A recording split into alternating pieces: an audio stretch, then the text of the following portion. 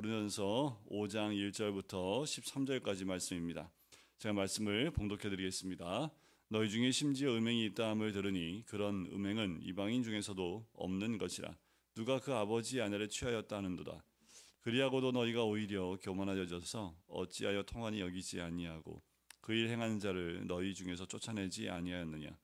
내가 실로 몸으로는 떠나 있으나 영으로는 함께 있어서 거기 있는 것 같이 이런 일을 행하는 자를 이미 판단하였노라.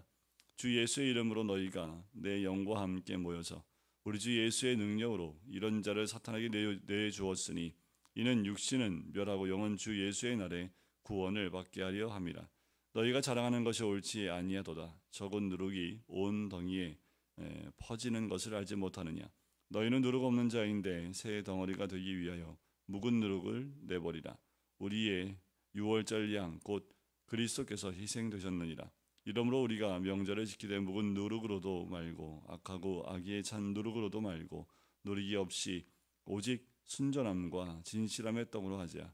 내가 너희에게 쓴 편지에 음행하는 자들을 사귀지 말라 하였거니와 이 말은 이 세상에 음행하는 자들이나 탐하는 자들이나 속여 빼앗는 자들이나 우상 숭배하는 자들을 도무지 사귀지 말라 하는 것이 아니니 만일 그리하려면 너희가 세상 밖으로 나가야 할 것이라.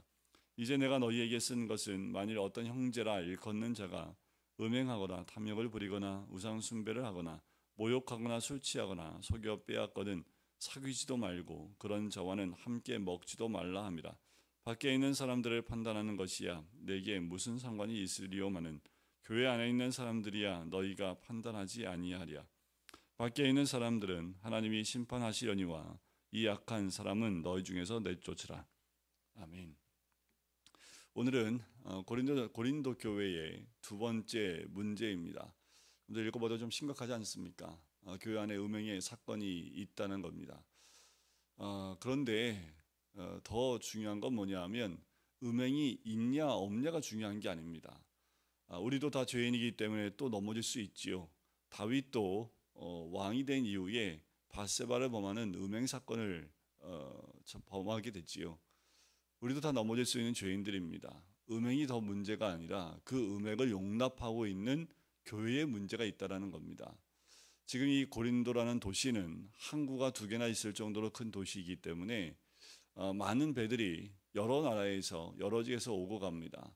그 항구를 이루고 있기 때문에 당연히 그 음란함이 그 어느 도시보다 더 심했겠지요. 그 음란함이 교회까지 파고 들어오게 됩니다. 그런데 그 음란함은 사도 바울이 얘기한 것처럼 이방인 중에도 없는 음행이라고 얘기를 해요. 누가 그 아버지 아내를 취하였다는도다 얘기하는 거지요. 그래서 아버지 아내라고 하면 어머니잖아요. 근데 여기서는 친어머니가 아니라 계모 정도로, 그러니까 새어머니라고 보시면 되겠지요. 근데 이것도 말이 안 되지 않습니까? 성경적으로도 말이 안 되고요. 또 율법적으로도 말이 안 됩니다. 이런 경우는 돌에 맞아 죽어야 합니다.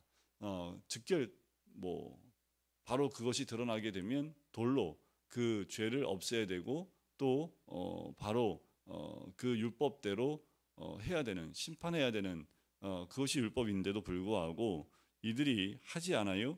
그래서 2절에 보면 오히려 교만하여져서 어찌하여 통한이 여기지 아니하고라는 거예요. 교만하였다는 것은 무엇을 의미합니까? 말씀에 순종하지 않는다는 것을 의미합니다. 말씀에 나온 대로 따르지 않는 것은 교만입니다. 그 말은 뭐예요? 자기 생각이 많고 또 자기 지식을 가지고 판단하고 있다는 겁니다. 이것이 한 교회에서 일어난 사건인데 서로 연결이 되어져 있겠지요. 다 아는 사람 아니겠습니까? 용납해 주려고 하는 모습이 있었겠지요. 그런데 그것을 뛰어넘어서 이들의 교만함이 그것을 용납할 뿐만 아니라 인정까지 하고 있다는 거예요. 합리화시킨다라는 거죠. 마치 지금 동성애를 차별금지법이라는 그 명목으로 동성애를 교회에서 허락하고 또 받아들이는 것과 다르지 않습니다. 하나님 분명히 성경에 죄라고 말씀했고 또 용납하지 말라고 말씀을 했음에도 불구하고 세상적인 논리를 가지고 괜찮다라고 얘기하는 그 이야기들이 교회에서 퍼지고 있다는 거예요. 당연히 동성애를 하고 있는 사람도 한 사람이지요. 그도 구원받아야 될 사람입니다. 구원을 위해서 그 죄를 받아들이면 안 되겠지요. 죄는 죄입니다. 죄에서 돌이킬 수 있도록 도와줘야 되고 죄에서 회개할 수 있도록 만들어줘야 되는데 회개치 않는다면 어떻게 해요? 그 죄에 대해서 판단을 해야 되겠지요. 왜냐하면 이게 누를 것 같아서 교회에 전반적으로 영향을 끼칠 수밖에 없습니다. 지금 이 땅에 있는 많은 교회들이 그렇게 동성애에 대해서 우호적입니다. 그 우호적인 이유가 성경적으로 다른 해석을 하기 때문에 그래요. 많은 목사들 가운데에도 이 동성애에 대해서 받아들이고 또 성도들에게 그렇게 가르치고 있는 교회가 굉장히 많습니다. 그렇지만 복음 위에 서 있는 교회들 그리고 이 말씀 위에 서져 있는 교회들은 그 동성애를 용납할 수 없지요. 어떻게 용납을 합니까? 죄는 용납할 수 있는 것이 아닙니다. 죄는 용서하고 돌이키게 만드는 것이 하나님의 사랑이지요. 하지만 돌이키지 않고 그 죄에 있는 사람을 우리가 용납한다는 것은 함께 죄를 짓는 것과 마찬가지입니다. 지금 이 고린도 교회가 그렇게 된 거지요. 그래서 교만해져서 어찌 통하냐 여기지 않느냐는 거예요. 내가 몸으로 너희에게 가 있으면 이미 나는 판단했다. 벌써 나는 7일 했다라고 얘기하는 거예요. 그런데 너희는 하지 않고 있구나라고 얘기하는 거죠. 하면서 누룩에 대한 이야기를 합니다. 6절에 보면 너희가 자랑하는 것이 옳지 아니하도다. 뭘 자랑을 할까요? 이 음행하는 것을 자랑할까요? 아니요. 이들이 지식에 대한 자랑입니다. 이들이 알고 있는 것에 대한 자랑입니다. 어쩌면 이런 자랑들이 이들에게 적은 누룩처럼 파고 들어왔다라고 얘기하는 거지요.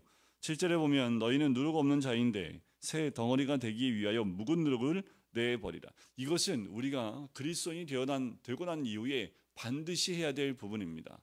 우리가 예수 그리스도를 믿으면 이 묵은 누룩이 자연스럽게 없어지나요? 아니요. 이 묵은 누룩이 무엇입니까? 우리가 아직도 가지고 있는 겁니다. 이스라엘 백성이 애굽에서 나올 때에 이 묵은 누룩을 가지고 나오지 못하도록 하나님께서 무교절 절기를 지키게 하셨지요. 그 집에서 누룩이 좀에도 나오면 그 집은 하나님이 심판하신다라고 말씀하실 정도로 그 공동체에서 떠나보내게 할 정도로 굉장히 하나님께서 이 분에 대해서는 용납하지 않고 계십니다. 그 말은 뭐예요? 그 누룩은 무엇을 의미합니까? 우리의 죄를 의미합니다. 우리의 옛 습관들을 의미해요. 하나님 말씀에 순종치 않으려고 하는 내 죄된 습성들을 의미합니다. 이 묵은 누룩을 버리지 않고서는 우리는 깨끗한 누룩 없는 그 무교병이 될 수 없는 거지요. 이것을 위해서 어린 양 되신 유월절 양 되신 그리스도께서 희생되셨다라는 거예요. 그래요. 이것이 이제 유월절의 시작이었고 그것이 무교절의 또한 시작이었습니다. 이스라엘 민족이 나올 때에 이 절기를 지키면서 이들은 이 절기가 이들의 삶의 신앙의 중심이 되어집니다. 그냥 그 절기를 하나의 명절처럼 지키는 것으로 이들이 어쩌면 지금 그렇게 되어졌지요. 원래 의미가 사라지고 그냥 그 절기 어린 양을 잡아서 먹고 그냥 그 어린 양을 잡는 것으로만 끝나고 있는지 모르겠습니다. 하지만 그 유월절이라는 그 말은 그 의미 또 왜 하나님께서 이 유월절 양을 잡게 하셨는지 사도 바울은 정확히 그것이 바로 그리스도께서 희생되는 것으로 연결하고 있다는 거죠. 누르고 엄치 오직 순전함과 진실함으로 떡으로 하자라고 이야기합니다. 우리는 살아계신 생명의 떡을 먹은 자들인 줄 믿습니다. 그 떡은 누룩이 없는 떡이고 순전하고 진실한 떡인 줄 믿습니다. 우리가 언제든지 내 안에 이런 누룩이 들어올 때 그 누룩을 제하지 않으면 이 순전한 떡을 우리는 소유할 수도 없고 먹을 수도 없는 사람들이라는 거예요. 그런데 우리 안에 지금 여기 고린도 교회의 가장 큰 문제는 음행이지요. 음행이라는 누룩이 교회 안에 퍼지기 시작한 거지요. 그런데 그 음행뿐만 아니라 이들 가운데 지식을 자랑하고 자기를 자랑하는 누룩들이 더 퍼져가는 것이 더 큰 문제였다라는 거예요. 우리 안에 예수님을 10년, 20년 믿는 것보다 더 중요한 것은 내 안에 이런 누룩이 묵은 누룩이 아직도 남아있지 않은지, 마치 내 안에 이 누룩이 또아리를 틀고 나로 하여금 진실하고 또 순전한 떡을 먹지 못하게 죄된 길로 나가게 하는 그 묵은 누룩이 있지 않은지 늘 점검하고 늘 찾아봐야 합니다. 그리고 누룩이 발견된다면 예수 그리스도의 이름으로 회개함으로 이 누룩이 우리 삶과 우리 육신 가운데서 사라지고 내 영혼 가운데서 완전히 제어지는 하나님의 은혜가 필요하다는 거지요. 그리고 그 음행하는 자들을 어떻게 해야 되느냐? 음행하는 자들과는 사귀지 말라고 얘기합니다. 그래서 뭐라고 하냐면 세상에 있는 음행자들이나 탐하는 자들이나 또 사기치는 사람이나 우상숭배자들이나 그들과 사귀지 말라는 얘기가 아니라는 거예요. 그럼 우리가 세상 밖으로 나가야 되지 않겠냐라는 거예요. 우리가 세상 안에 있는데 수없이 많은 그 죄 가운데 있는 사람들과 접촉하지 않고 사귀지 않는다면 우리는 그들에게서 떠나서 세상 밖으로 나가야 되지 않겠냐는 거지요.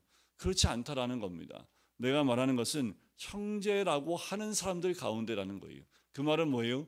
믿음의 공동체 안에 들어와 있음에도 불구하고 계속 음행, 탐욕, 우상숭배, 모욕, 술취함 여기에 빠져 있고 또 여기에 이런 범죄에 빠져 있다면 그들과 사귀지 말라고 하는 겁니다. 치리에 대한 부분을 이야기하는 거예요. 교회에서 이런 부분을 치리하지 않으면 이들이 돌이킬 수 없다라는 겁니다. 용납하지 말라는 거지요. 세상 밖에 있는 사람은 하나님이 심판하시지만 악한 사람은 너희 중에서 쫓아내라 라고 이야기하는 거지요. 이것이 교회의 기본적인 치리의 개념입니다. 그런데 이 치리가 교회에서 사라졌기 때문에 범죄하고 있는데도 불구하고 회개하지 않은 거지요. 범죄하는 것에 대해서 치리를 하게 되면 그가 그 치리를 받고 회개하고 돌이키게 하기 위한 방법이 내쫓는 겁니다. 내쫓는다고 해서 그를 이방인처럼 지옥 자식을 만들자는 그런 의미의 치리가 아니라 그로 하여금 회개할 수 있도록 돌이킬 수 있도록 기회를 주자라는 거지요. 그렇지 않으면 그는 그 죄에서 더 이상 벗어나지 않고 죄 속에 있을 것이기 때문에 그렇습니다. 사도 바울은 내쫓아야 된다라고 얘기하고 그 영혼이 구원받기 위해선 우리가 그와 같이 선택하고 결단해야 된다라고 이야기하는 거지요. 여러분, 우리 안에 있는 누룩을 제거할 뿐만 아니라 믿음의 공동체 안에 있는 누룩이 있다면 우리가 기도하는 가운데 그 누룩을 제거하지 않으면 어느 순간 그 모든 공동체의 이론 다 그 누룩에 전염이 돼서 그 모든 죄의 누룩을 끌어안고 살 수밖에 없는 거지요. 사도 바울은 고린도 교회의 치명적인 음행보다 더한 것은 그들이 자랑하고 있고 그들이 교만하고 있는 그 누룩이 이들을 휘어잡고 있다라는 거예요. 우리도 우리의 삶을 돌이켜보면서 하나님, 내 삶의 누룩을 제하기 원합니다. 그리고 또 겸손하게 순전하고 또한 진실한 그 떡으로 살아가는 하나님 백성이 되겠습니다. 라는 결단이 있는 오늘 하루가 되시기를 주님의 이름으로 간절히 축원드립니다. 기도하겠습니다. 사랑해 주님 감사합니다. 오늘도 주의 말씀을 우리가 보고 깨닫게 해주심을 감사합니다. 주님, 고린도 교회에 있는 그 음행이 그 교회의 문제만이 아니라 지금 우리들의 문제이며 우리 교회의 문제는 아닙니까? 아버지 하나님, 우리 안에 있는 그 묵은 누룩이 무엇인지를 발견하지 못한다면 우리 또한 이 고린도 교회의 사람들처럼 아버지 하나님, 그 죄에서 벗어나지 못한 죄인들인 것을 고백을 합니다. 늘 깨어 우리 안에 있는 묵은 누룩을 내어버리고 오직 순전하고 진실함의 떡을 먹을 수 있는 주의 백성들에게 인도해 주시옵소서. 우리 안에 있는 모든 것 주의 말씀의 은혜 가운데 붙잡히게 인도해 주시고 교만하거나 자랑하지 아니하며 늘 말씀 가운데 귀를 기울이며 무릎 꿇을 수 있는 주의 백성 될 수 있도록 인도하여 주시옵소서. 감사드리며 예수 그리스도의 이름으로 기도드립니다. 아멘.